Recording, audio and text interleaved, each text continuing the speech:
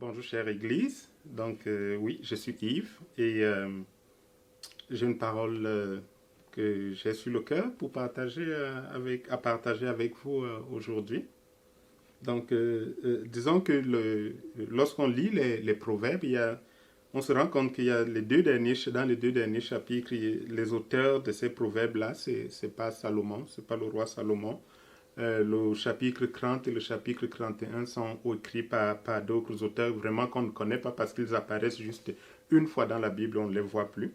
Alors aujourd'hui, il y a juste un bout de verset du proverbe 30 qui m'intéresse. Le proverbe 30 commence par ces paroles. Parole d'Agur, certaines versions disent Agur, d'autres disent Agur, fils de Jaquet. Sentence prononcée par cet homme pour Itiel et pour Ucal. Certes, je suis plus stupide que personne et je n'ai pas l'intelligence d'un homme. Je n'ai pas appris la sagesse et je ne connais pas la science des saints. Au verset 4, il dit qui est monté aux cieux et qui en est descendu, qui a recueilli le vent dans sa main, qui a qui a serré les eaux dans son vêtement, qui a fait paraître les extrémités de la terre, quel est son nom et quel est le nom de son fils. Le sais-tu? Le verset 4 nous fait beaucoup penser aux paroles que le Seigneur a adressées à Job après que Job se soit beaucoup plaint, lorsque le Seigneur a intervenu. Ces paroles, le verset 4 nous fait penser à ça. Et au verset 5, Agur dit toute parole de Dieu est éprouvée. Il est un bouclier pour ceux qui cherchent en lui un refuge. C'est surprenant qu'ils disent qu'il n'a pas de sagesse, mais lorsqu'on entend parler, c'est vraiment des paroles inspirées de Dieu. Je vais sauter, je vais aller tout de suite au verset 21, verset qui a attiré mon attention. Le verset 21, il dit « Trois choses font trembler la terre. Il y en a quatre qu'elle ne peut supporter. » Un esclave, verset 22, un esclave qui vient à régner, un insensé qui est rassasié de pain, une femme dédaignée qui se marie et une servante qui hérite de sa maîtresse. Ce qui attire vraiment mon attention, c'est le début du verset 22, un esclave qui vient à régner. Pourquoi cette chose fait trembler la terre et pourquoi est-ce que on ne peut la supporter? Un esclave qui vient à régner, un esclave qui monte sur le trône. Disons que la vie des esclaves c'est pas quelque chose de facile. J'ai essayé de lire, c'est difficile un peu. On connaît que à travers les siècles, il y a eu beaucoup de peuples qui ont été réduits à l'esclavage. Mais celui qui est le plus documenté, c'est vraiment l'esclavage des Noirs au début, au 18e, 19e siècle. Cet esclavage-là est assez documenté. Et je crois que ce que les esclaves noirs ont vécu traduit probablement ce que tous les autres peuples réduits à l'esclavage ont eu à vivre. Il y a eu énormément de violence envers les esclaves noirs. Une violence physique d'abord. Ils étaient régulièrement battus de fouet. Le fouet était devenu le symbole même de cette violence-là. Les coups étaient fréquents et pour n'importe quel prétexte, peu importe le prétexte, ils étaient régulièrement battus. Et il y avait également de la violence morale, des insultes, des humiliations de toutes sortes. Elles étaient courantes et il fallait, pour les maintenir en état d'esclavage, il fallait vraiment leur faire penser qu'ils n'étaient rien, ils étaient moins que des êtres humains. Ils étaient réduits à quelque chose d'insignifiant. Et il fallait exercer pour eux cette forte pression-là et ils étaient je dirais, déshumanisés. Et il y avait beaucoup de viols qui étaient pratiqués contre eux. Et ainsi, les esclaves, parfois, ils étaient violents envers eux-mêmes. Ils se mutilaient pour échapper peut-être à des lourds travaux ou à un avenir qu'ils trouvaient insupportable. Il y a beaucoup qui se coupaient une jambe, qui se coupaient un membre parce qu'ils espéraient que ça leur donnerait un peu de répit. Et certains ne pouvaient même pas suivre, étaient fatigués de leur sort, ils s'arrachaient la vie, ils se donnaient la mort. La torture était vraiment utilisée contre les esclaves et c'était quelque chose qui était souvent accompagné d'une très grande cruauté. Et parfois, on les traitait ainsi pour en faire des exemples.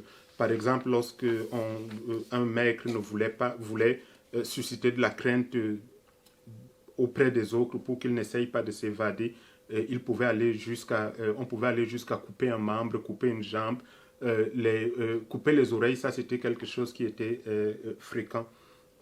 Et plusieurs maîtres tuaient les esclaves de façon impunément. Et ils n'étaient inquiétés par aucune loi parce que les esclaves étaient considérés étaient parfois moins considérés que du bétail. Et parfois, l'un des plus redoutés était des contremaîtres, esclaves eux-mêmes, qui étaient mis à la tête des autres esclaves, souvent par le maître, parce que le contremaître, non seulement il parlait l'anglais, mais il parlait également la langue des esclaves pour mieux les surveiller. Alors, on mettait un esclave à leur tête, et cet esclave-là était souvent beaucoup plus rigoureux, plus cruel, plus dur envers les autres esclaves que le maître, parce que pour lui, c'était le moyen de maintenir sa position. Et parfois, il se disait que s'il ne l'était pas, on trouverait quelqu'un d'autre qui serait plus ingénieux dans la cruauté et qui prendrait sa place. Donc, c'était vraiment quelque chose d'extrêmement difficile que d'être esclave. Et la Bible nous apprend que nous aussi, nous avons été esclaves. Même si nous n'avons pas connu l'esclavage physique historique que j'ai décrit, la Bible nous dit que nous avons été esclaves. Romains 6, le verset 16 dit que ne savez-vous pas qu'en vous livrant à quelqu'un comme esclave pour lui obéir, vous êtes esclave de celui à qui vous obéissez, soit du péché qui conduit à la mort, soit de l'obéissance qui conduit à la justice.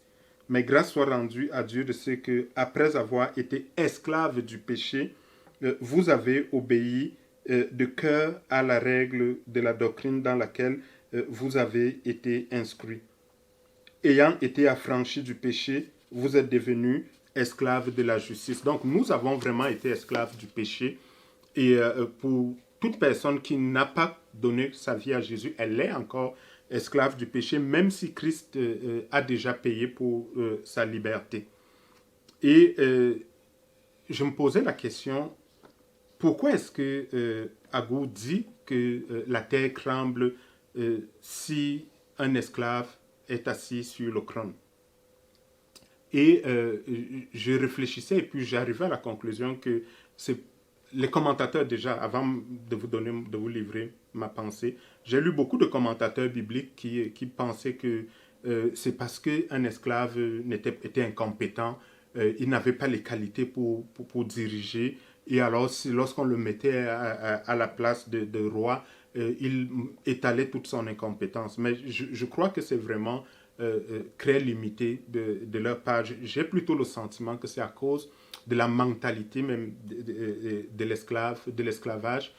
L'esclavage est quelque chose de difficile, quelque chose d'horrible. Et lorsqu'on est soumis à l'esclavage, ça change notre mentalité, ça forge une certaine mentalité qui fait que ça devient quasiment incompatible avec les fonctions de celui qui doit administrer un peuple, administrer un pays. Il y a un proverbe serbe qui dit que notre passé est sinistre, notre présent est invivable. Heureusement que nous n'avons pas d'avenir.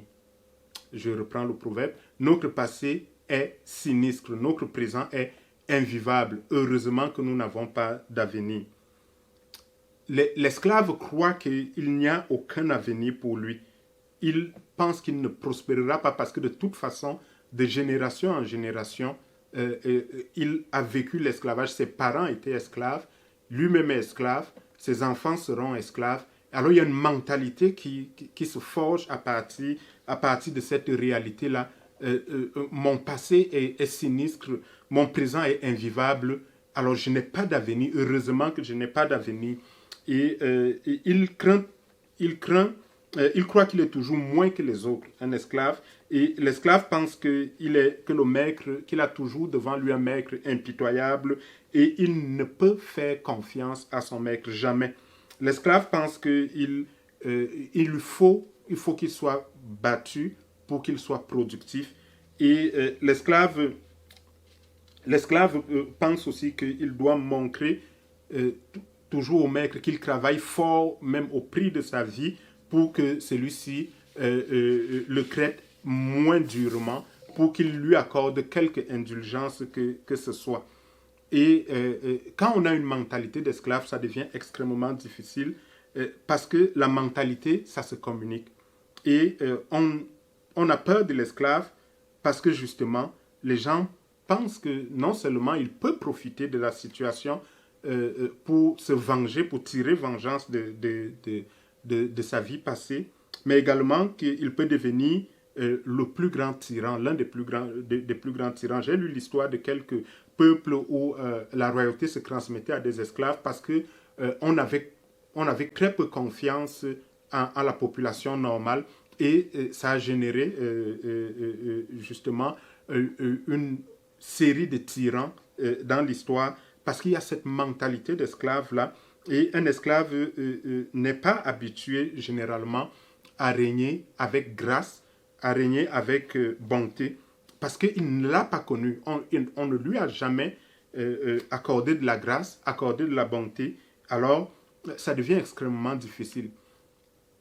Et lorsqu'on n'a pas été dans une situation, on peut penser que la seule réalité, c'est celle qui est la nôtre. Et on peut l'imposer aux autres. Une petite histoire, c'est que dans la classe de ma fille, Péniel, il y a une règle habituellement, c'est que parfois un prof, vous pouvez être prof d'un jour. Alors, ce n'est pas vraiment un mini-prof où tu fais juste quelques petites choses, c'est que vraiment, c'est toi qui organises toute la journée, c'est toi qui vois qu'est-ce qui va être enseigné, c'est toi qui donnes les devoirs à tes camarades et c'est toi qui vois quelles sont les leçons que vous allez aborder. Alors, Péniel avait été désigné pour être prof d'un jour et on le l'a dit à l'avance. Alors, elle m'expliquait un peu ce qu'elle allait faire à ses camarades. Alors, elle me disait que non, je pense qu'on ne travaille pas assez. Moi, le jour que je serai prof d'un jour, là, elle s'est mise à m'expliquer tout ce qu'elle allait avoir à faire. Je lui ai dit, mais tu ne trouves pas que ça fait un peu cruel? Elle dit, non, on ne travaille pas assez. L'enseignante ne nous fait pas assez travailler. Avec moi, ils vont voir c'est quoi travailler. Et de jour en jour, elle m'expliquait, et la liste des choses qu'elle allait faire à ses camarades ne cessait de s'allonger. Et moi, j'essayais tout naturellement. Je ne voulais pas la brusquer. Je voulais simplement qu'elle réalise que peut-être il y avait une raison pour laquelle la prof ne leur faisait pas faire toutes ces choses en une seule journée. Et que peut-être que si elle imposait un tel rythme à ses camarades, personne ne voudrait plus jamais d'elle comme prof, même pour une seule minute. Alors on a discuté pendant quelques semaines et puis finalement j'ai laissé faire, mais elle-même a réalisé que ça en était assez, que ça en était beaucoup trop.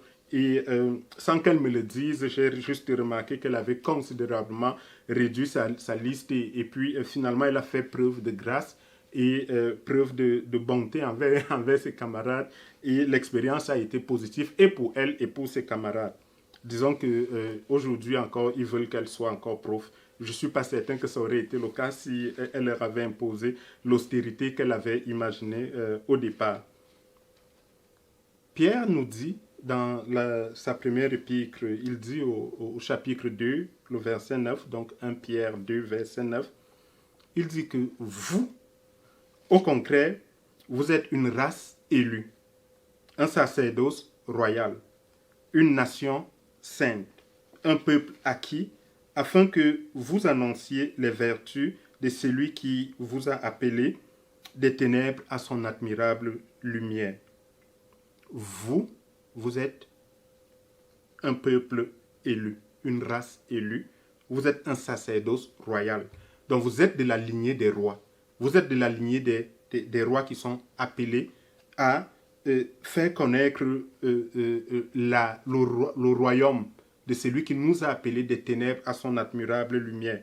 Et la question que je me pose, c'est comment est-ce que nous régnons en tant que roi, en tant que prince, en tant qu'héritier de Dieu et co-héritier de Christ. Quelle est la mentalité qui nous caractérise dans la façon d'administrer les choses de Dieu? Écoutons ce que Jésus dit. Lui qui est le prince par excellence, lui qui est le roi des rois et le seigneur des seigneurs. J'aime bien ce passage. Il est repris, il est d'abord donné par le prophète Ésaïe, donc dans Ésaïe 61, les versets 1 et 2, mais il est repris par Luc, et j'aime, et c'est la version de Luc que je vais nous lire ici. Luc 4, les versets 18 et 19. Le verset 18 dit « L'Esprit du Seigneur est sur moi, parce qu'il m'a oint pour annoncer une bonne nouvelle aux pauvres.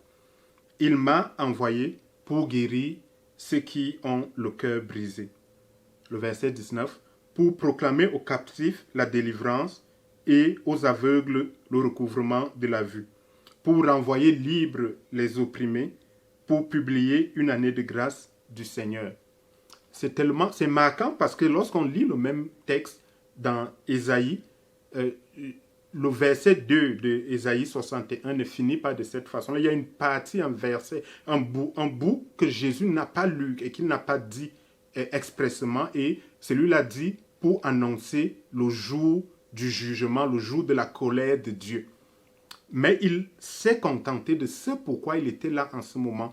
Il était là, l'Esprit du Seigneur était sur lui parce qu'il avait oint pour annoncer une bonne nouvelle. C'était le temps d'annoncer la bonne nouvelle. Il l'a envoyé pour guérir ceux qui ont le cœur brisé, pour proclamer aux captifs la délivrance et aux aveugles le recouvrement de la vue, pour renvoyer libres les opprimés, pour proclamer une année de grâce du Seigneur. Et Jésus continue de montrer au monde le chemin qui conduit au Père de cette façon-là. C'est maintenant, il ne le fait plus tout seul, c'est maintenant, il nous a appelés et c'est maintenant notre travail à nous également, par le moyen, avec l'aide du Saint-Esprit, de faire découvrir aux hommes le cœur du Père, de leur révéler le cœur du Père, de donner la vie et de détruire les œuvres du diable. C'est devenu ton appel, c'est devenu mon appel. En effet, pour le montrer, Jésus, avant de partir dans Jean 20, qu'est-ce qu'il dit à ses disciples? Ça, c'est quand Jésus est ressuscité et qu'il revient voir ses disciples. Au verset 20, il dit, Jean 20, le verset 20, quand il lui dit cela, il leur montra ses mains et son côté. Les disciples furent dans la joie en voyant le Seigneur. Et le verset 21, Jésus leur dit de nouveau, la paix soit avec vous. Comme le Père m'a envoyé, moi aussi je vous envoie. Au verset 22, après ces paroles, il souffla sur eux et il leur dit, recevez le Saint-Esprit. Comme le Père m'a envoyé, moi aussi je vous envoie. Et pour que ce soit solennel, Jésus lui-même l'avait dit quelques jours avant cela, il l'a dit au Seigneur dans Jean 17, lorsque la prière qu'on dit, la prière sacerdotale, lorsque Jésus confie le reste de son œuvre à Dieu, lorsqu'il discute avec Dieu et qu'il lui explique le reste des choses et qu'il lui demande son intervention pour le reste. Au verset 18 de Jean 17, Jésus dit au Seigneur, il dit à Dieu le Père, comme tu m'as envoyé dans le monde, je les ai envoyés dans le monde. Donc, comme tu m'as envoyé dans le monde, je les ai aussi envoyés dans le monde. Alors, je voudrais relire encore les versets de Jésus lorsqu'il commence le ministère pour lequel il a été envoyé et pour lequel il nous envoie également. Il dit, l'Esprit du Seigneur, dans Luc 4, l'Esprit du Seigneur est sur moi, parce qu'il m'a oint pour annoncer une bonne nouvelle aux pauvres. Il m'a envoyé pour guérir ceux qui ont le cœur brisé, pour proclamer aux captifs la délivrance et aux aveugles le recouvrement de la vue, pour renvoyer libres les opprimés, pour publier une année de grâce du Seigneur. Pour publier une année de grâce du Seigneur. C'est pour ça que le Seigneur nous envoie. C'est pour ça qu'il nous choisit. Le peuple d'Israël a vécu 430 années d'esclavage. Et pour les sortir de l'esclavage, le Seigneur n'a pas choisi un autre esclave. Le Seigneur a plutôt préparé les choses à l'avance.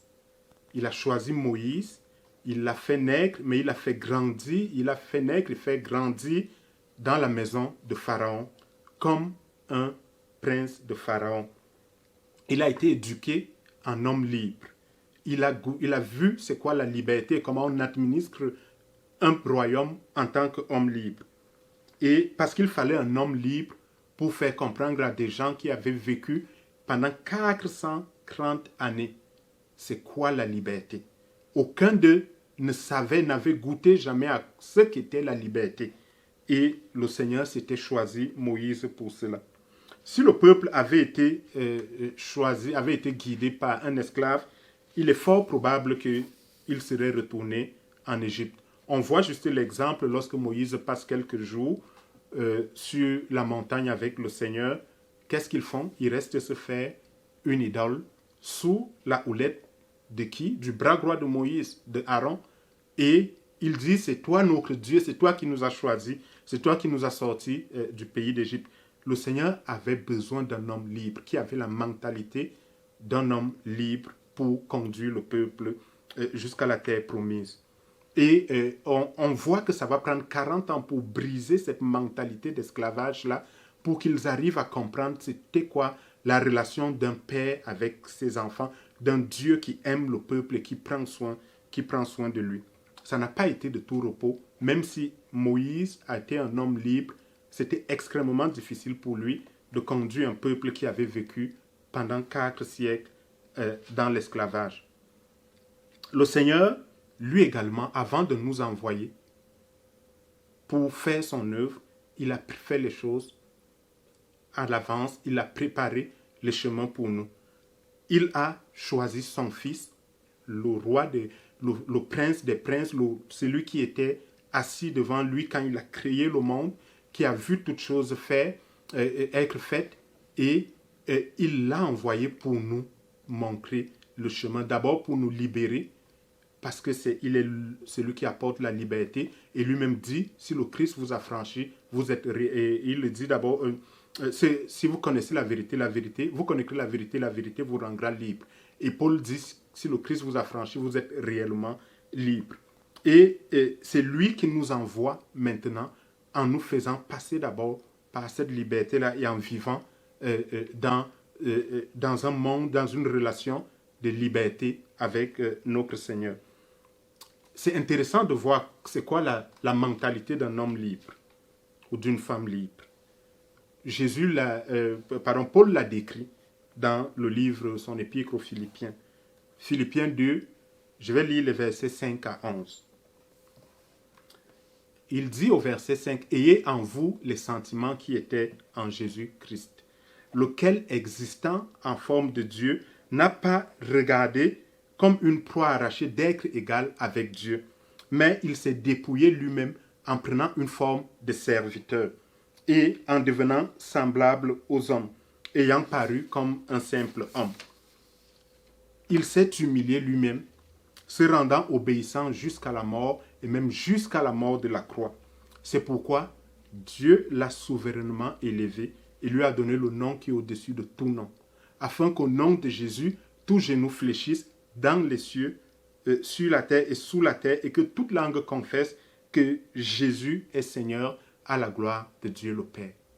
La mentalité d'un homme libre, c'est qu'il ne cherche pas à arracher ce qui est à lui. Il ne convoite pas ce qui est à lui. Avec humilité, il prend soin des autres parce qu'il sait ce qui est à lui. Il n'a pas à se battre pour cela. Il n'a pas à le démontrer. Et notre travail est de révéler le Père. La mentalité de Christ en tant qu'homme libre, c'était de révéler le Père en s'humiliant. Et c'est ce que le Seigneur attend de nous. Jésus dit à ses disciples, lorsque Philippe lui pose une question dans Jean 14, le verset 8, il dit, la Bible dit, Philippe lui dit, Seigneur, montre-nous le Père et cela nous suffit. Et Jésus lui dit, il y a longtemps que vous êtes avec moi et vous ne m'avez pas connu, Philippe. Celui qui m'a vu a vu le Père. Comment dis-tu, montre-nous le Père? Ne crois-tu pas que je suis dans le Père et que le Père est en moi? Les paroles que je vous dis, je ne les dis pas de moi-même, et le Père qui demeure en moi, c'est lui qui fait les œuvres que je fais. Celui qui m'a vu a vu le Père. Je prie que le Seigneur nous fasse être à son image pour que celui qui nous voit le Père. Que le ciel envahisse notre vie de manière à ce que celui qui nous voit le Père. Que nous soyons cachés dans le Père et que le Père soit caché en nous. Et que lorsqu'on me regarde, que je sois quelqu'un qui a disparu et que ce soit le Père que l'on voit. Lorsque Jésus dit « Celui qui m'a vu a vu le Père », il veut dire complètement que je suis l'image, même le reflet du Père. C'est difficile de porter une mentalité d'esclave. Ça a pris énormément de temps pour le peuple d'Israël d'en être complètement libéré, mais ça a demandé que Jésus vienne et que Jésus nous libère complètement pour que la mentalité d'esclave disparaisse. Mais parfois, nous vivons avec cette mentalité-là. Et nous pensons que le Père nous poursuit et qu'il nous regarde comme un tyran et nous essayons d'administrer ces choses avec cette mentalité-là. Que le Seigneur nous fasse grâce et que nous ayons un cœur qui est connecté à celui du Père pour que nous comprenions que le temps est venu de publier une année de grâce de la part de Dieu, de renvoyer libres les opprimés, de guérir ceux qui sont malades. Nous devons le faire avec beaucoup d'abnégation. Nous devons prier pour que nous voyions cette liberté-là venir. C'est pour ça que Christ est venu et c'est pour ça qu'il nous a demandé de faire ses œuvres. C'est là l'appel qu'il y a sur notre vie. Donc, alors, je vais terminer en racontant cette petite histoire que j'ai lue. J'étais encore bien jeune. Et, je pense que l'histoire parlait de John Carnegie, John Rockefeller ou alors Andrew Carnegie. C'est les deux hommes les plus riches de l'histoire américaine. Leur fortune, lorsqu'elle est convertie en dollars d'aujourd'hui, est beaucoup plus importante que celle de Jeff Bezos et Bill Gates et le reste. Là. Alors, il arrive dans son bureau. Et il trouve l'un de ses assistants qui était fatigué et endormi, couché sur le bureau comme ça. Et puis, dès qu'il entre et dès qu'il entend, l'assistant entend la porte se refermer, il sursaute et puis il fait comme s'il travaillait, il tire les choses et puis il se met vraiment comme s'il était concentré. Alors, Rockefeller sourit et puis il approche de son assistant et lui dit, écoute, assois-toi confortablement dans ta chaise. L'assistant est tout tremblant, il s'assoit confortablement dans la chaise, il lui dit, ok, penche ta chaise en arrière, et puis l'assistant, il ne sait pas vraiment s'il doit le faire, ou est-ce qu'il va être bousculé par le boss ou pas, et bon, il le fait quand même, et puis il lui dit, bon, maintenant pose tes pieds sur le bureau, et puis il regarde le boss comme ça, il dit, est-ce que j'entends vraiment ce que j'entends là? Il dit, non, pose tes pieds sur le bureau, et puis bon, il s'exécute, il dépose ses pieds sur le bureau, il lui dit, ok, maintenant, dors confortablement et essaye de rêver. Fais des rêves, ok? Donc, essaye vraiment de rêver. Et puis il sourit et puis il lui dit, okay, à partir de maintenant, ça va être ça ton travail. Je te décharge de toutes tes responsabilités. Ton travail va être de rêver. Tu vas rêver pour l'avenir de cette entreprise et tu vas rêver, tu viendras me partager tous les rêves que tu auras eus au sujet de l'avenir de cette entreprise. Et il est sorti, il est parti.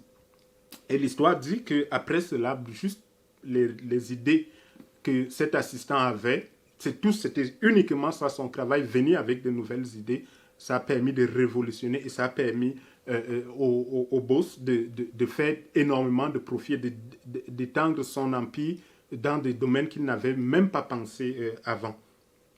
La mentalité d'esclave veut que l'on ait peur du boss, que l'on ait peur de son maître, que l'on ait peur du Seigneur et que l'on dise que s'il nous surprend en train de faire quelque chose, et alors il voudra certainement nous punir.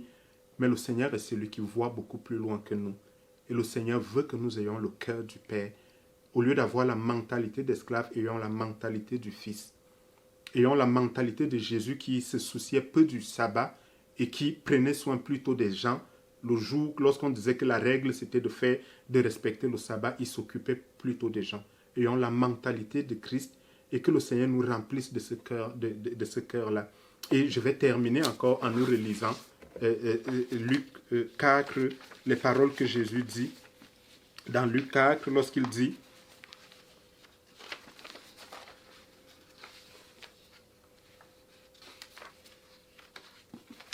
je reprends ces paroles-là, il dit, « L'Esprit du Seigneur est sur moi, parce qu'il m'a oint pour annoncer une bonne nouvelle aux pauvres. Il m'a envoyé pour guérir ceux qui ont le cœur brisé, pour proclamer aux captifs la délivrance et aux aveugles le recouvrement de la vue, pour renvoyer libres les opprimés, pour publier une année de grâce du Seigneur. » Je prie, Seigneur, que nous ayons vraiment le cœur du Père, que nous ayons la mentalité des fils et des filles, et que nous n'ayons pas la mentalité d'esclaves. Je prie que nous soyons ceux qui sont, quand on nous voit, on te voit, que nous soyons cachés en toi, pour que nous fassions descendre le ciel sur la terre, partout où nous allons, que les gens soient en contact avec toi, par notre approche, par notre façon de vivre, par notre comportement, par notre façon de voir les choses. Merci Seigneur de nous bénir ainsi. Au nom de Jésus. Amen.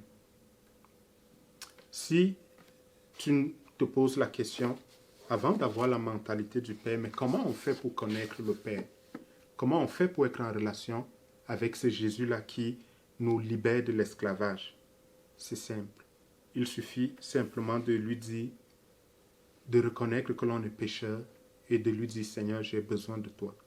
Je veux être libre et je veux avoir la mentalité d'une femme, d'un homme libre et je veux vivre en parfaite communion avec toi. Je voudrais que ma vie soit semblable à la tienne. Si c'est ça ton désir, alors je vais te conduire dans ces quelques moments, dans ces quelques mots de prière. Tu peux le répéter après moi. Seigneur Jésus, je te remercie parce que tu es venu pour nous libérer de l'esclavage du péché. Je te remercie parce que tu es mort pour moi, pour ma vie. Et je te remercie parce qu'en toi, on est complètement libre. J'accepte de te confier ma vie et j'accepte de vivre la liberté que tu as acquise à la croix pour moi. Je prie que tu remplisses ma vie et je prie que je sois désormais libre de tout péché et que, en me voyant vivre, que ce soit toi que l'on voit vivre. Je veux que tu sois en moi et que moi je sois en toi, Seigneur. Au nom de Jésus. Amen. Si vous avez fait cette prière, écrivez-nous soit dans le chat, soit envoyez-nous un courriel. Le courriel s'affiche tantôt et on sera heureux de célébrer ce moment avec vous et de vous accompagner dans votre nouvelle vie de femme et d'homme libre. Soyez bénis. Au nom de Jésus.